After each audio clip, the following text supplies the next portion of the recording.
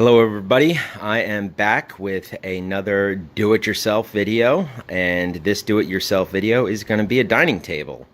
My former roommate was the owner of the dining table that we are currently using, and so now I need a dining table, and as we all know, necessity is the mother of invention. So I'm going to invent me a dining table here. Although I am not starting from scratch, as you've seen in some of my other videos, I went out to Lumber Liquidators and I ordered what they call an island countertop. Now this is something that they have in oak and other hardwoods, and this happens to be acacia hardwood. And so even though they label it as an island countertop, there's nothing to stop you from just turning it into a dining table. It's 36 inches by 72 inches. That's 3 feet by 6 feet. And so I wanted to have something that was a little more showy, since the dining tables are something that are more presentation oriented. I wanted to do something just a little bit more, if you will.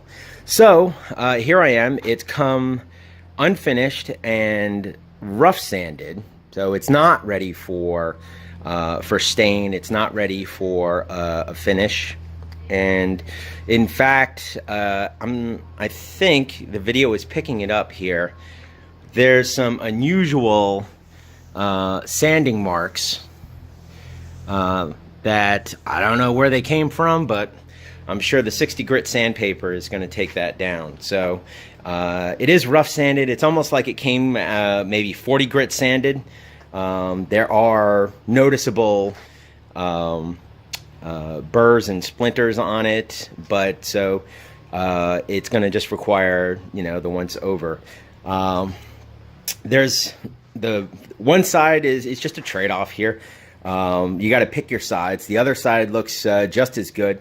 It's just a matter of some difference. I think this side is going to be the top because you got this cool mineral staining from this particular strip of acacia. Apparently the tree soaked up some minerals or went through some weather event or something like that, and that's why you have this. And I bet when I finish this up with polyurethane, that's going to look really good and that's going to pop. One of the things that you should know about Lumber Liquidators, it looks like they use some kind of wood filler, and I'm not sure how that's going to come out. There's a little spot here and here. Obviously, it's not any kind of mineral staining or something. That's something that I'm going to have to deal with, and so we will address that, and I will keep you posted as this goes along. So this is just the start of something new. I'll check in with you on the next video. Thanks. Okay, here we are on the next step. I am working with the table legs here. I've already cut them down to the length I want. I'm starting with rough sawn 4x4 that I picked up from Lowe's, and the reason why I like this is just because you get some great mill marks. The wood is a little more natural looking. This is what I'm going for. I just love it when I can see like these saw marks here, and just where the wood has been beaten about. As you can see, you've got something else happened here, just from where they were taking the tree down.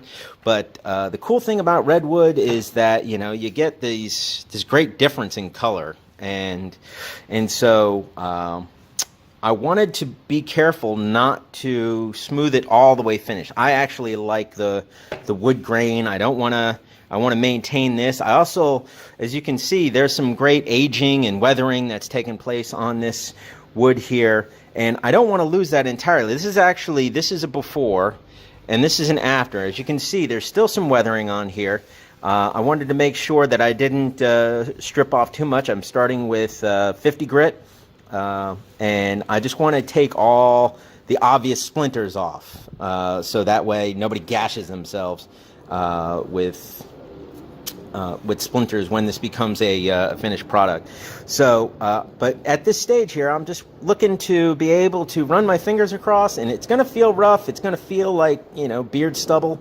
but that's okay because I'm going to come back over it with 100 grit, then 150, then 220, and that's still going to allow for all these mill marks to remain behind, but it's going to have a nice smooth finish to it, and that's really what I'm going for. Again, I love this color here. You know, this, as you can see, is where the edge of the tree was. This is actually a little bit of bark that I'm going to leave on there, and I'm really excited about that. So stay tuned. I'll be back with the next segment. I'm pretty sure that's going to be staining. So I will get back to you on that. Okay, check in with you later. Okay, so I finished sanding my tabletop with 500 grit sandpaper, and I've already started to stain it, and I wanted to show you this. This is so cool because, you know, it looks like a very even finish right here, just between the light colors, dark colors. I went ahead and I started staining, and I wanted to do this so you could kind of see what's happening here. But look at that. Okay, I'm just using a natural Minwax natural color stain. So really all this is just just to bring out the natural colors of the wood, and boy, that is fantastic. So I'm going to keep going on this. Can't gab about it, but hope you're enjoying. Well, here's the table all put together, and as you can see, it came out wonderfully.